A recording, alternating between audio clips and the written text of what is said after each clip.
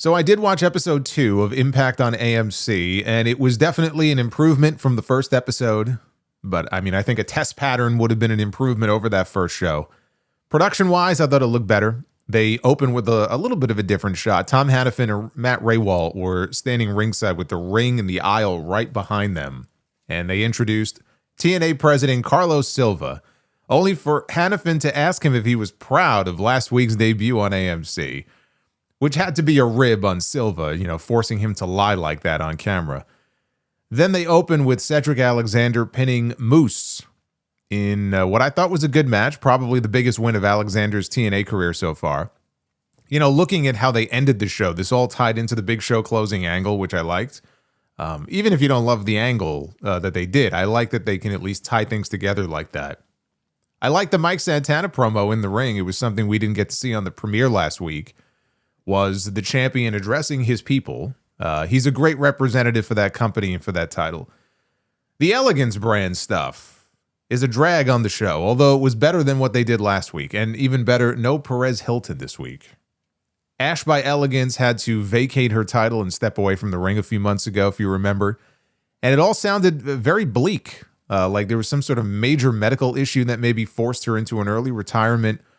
But they shot an angle after Indy Hartwell's win over M by Elegance, where it looked like Ash was about to split away from them. They were beating her up after the match, Indy, and Ash was trying to stop them and babyface them, but it was all a swerve. And when the Knockouts champion Li Ying Lee ran out with Zaya Brookside to even the odds, Ash attacked Lee, and they're all still together. But the fact that she got physical and then she said she's back. She's like saying, I'm back. I take that to mean that she's cleared and whatever the issue was has been resolved. So that's nice to see. I don't want to ever see someone's career end that way. Then they had a Feast or Fired match, which is a TNA special.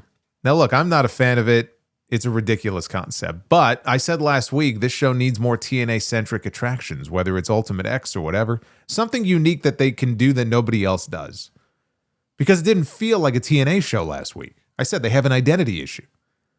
So they had the trusses with the 4 briefcases hanging in each corner. This is the match where Trey Miguel returned.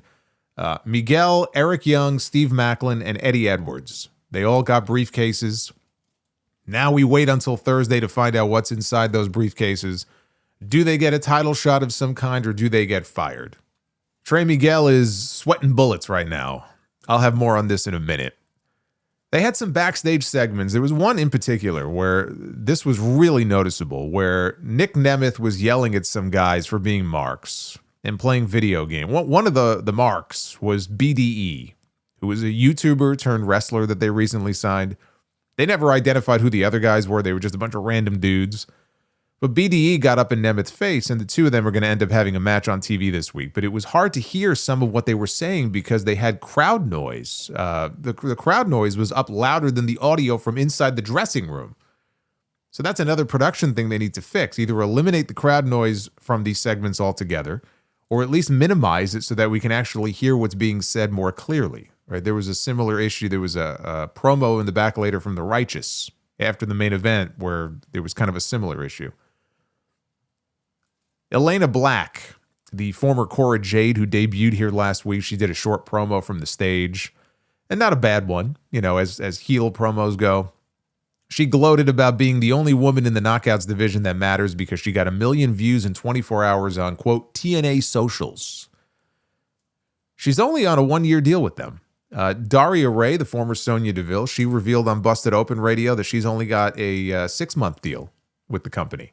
So either talents don't want to commit long-term to TNA with the hope of ending up in WWE or AEW, or TNA is offering people short-term deals to keep costs down.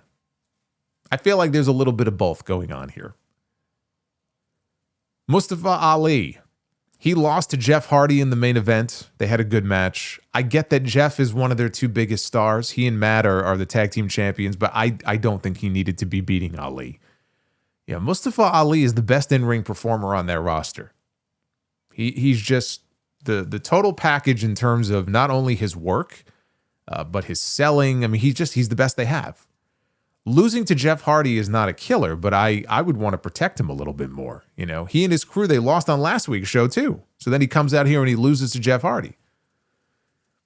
And they actually close, not with the match. That wasn't the true main event. They close with an angle, the reveal of the newest member of the system to replace the now retired JDC, who was there in the ring with them to introduce his replacement, Bear Bronson, as the newest member of the system.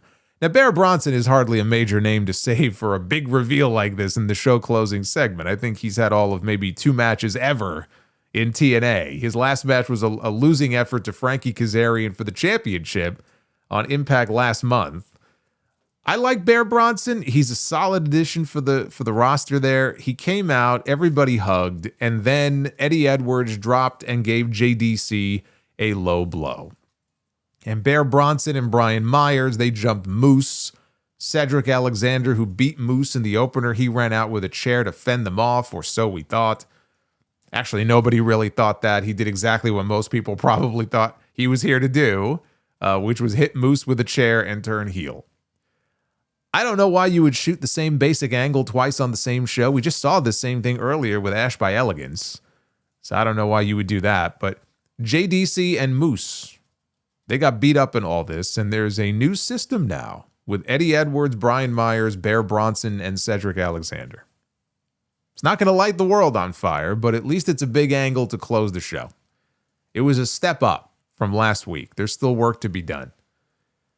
But it wouldn't be a TNA show without at least one LOL TNA moment.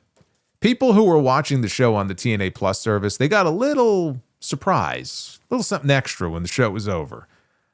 Now, I don't think Impact is live again until March 5th. So on Thursday, they taped stuff for the next 2 weeks of TV. And then they have an Impact taping, I think, on Valentine's Day, which is a Saturday.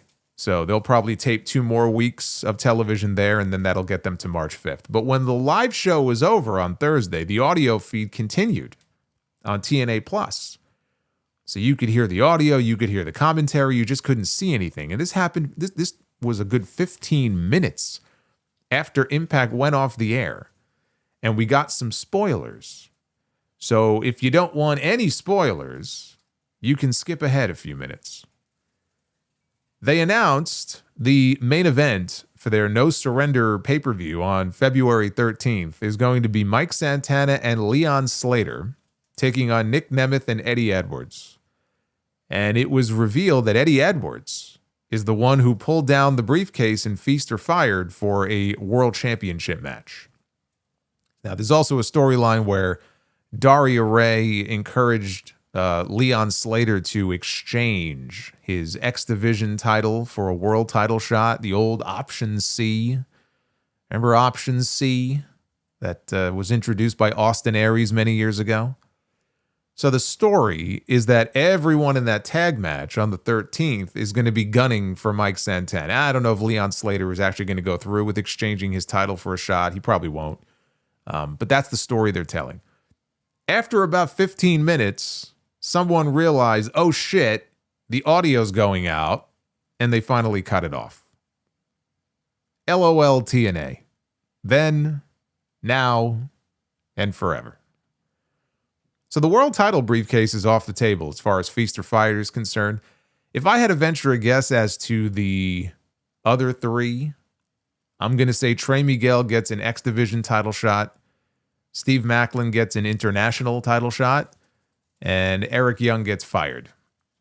Those would be my guesses. I don't know what the spoiler... I didn't read if there were any other spoilers. I didn't even see them posted anywhere.